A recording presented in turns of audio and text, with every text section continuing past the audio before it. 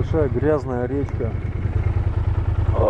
Мост раньше охранялся, посты стояли, сейчас разбиты они все. Ну, речка очень страшная, страшно посмотреть. По весне она бурная, а сейчас вода очень грязная, мутная.